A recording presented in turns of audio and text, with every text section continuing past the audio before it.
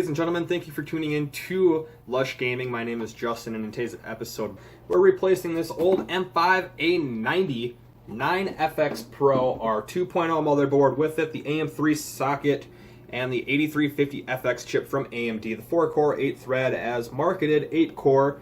They got into a little lawsuit trouble with that, but nonetheless, this is a 4-core, 8-thread CPU.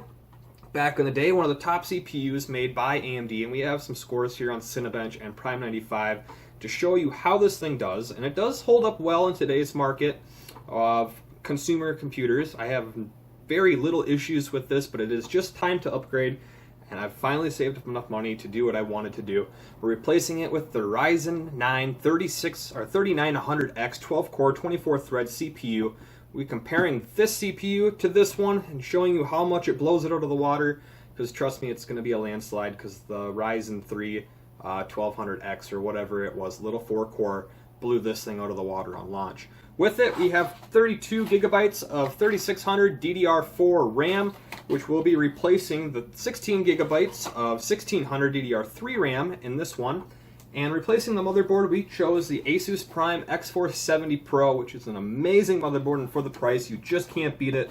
And holding it all together, it's a 500 gigabyte Western Digital Black M.2, which blows my read and write out of the water from my previous Samsung SSD.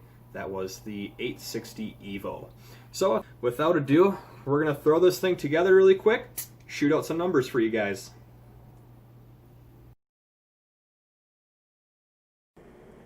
Okay, starting off with Cinebench Release 20 with the 8350 FX chips overclocked to 4.1 gigahertz.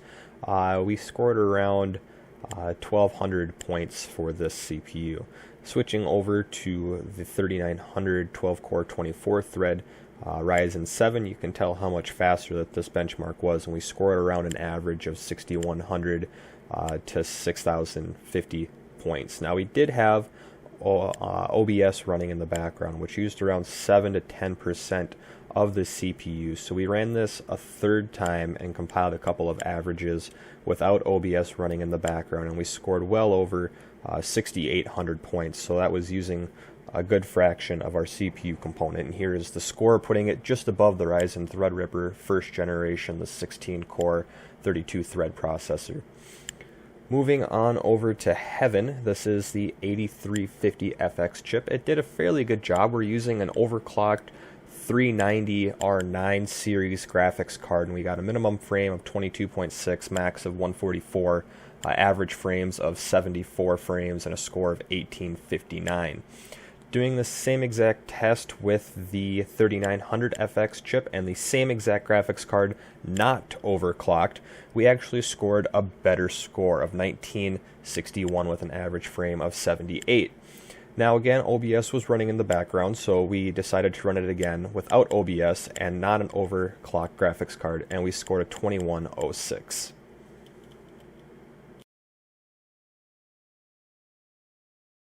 Thank you everyone for watching this video. At this time, I'd like to acknowledge some possible errors and some biases in accumulating our data. When running all of our tests on the 8350 FX chip, all the programs and softwares were ran off of a 860 EVO SSD from Samsung versus the 500 gigabyte M.2. The read and write speed is greatly different, which will affect the speed at which the data and the programs can run at.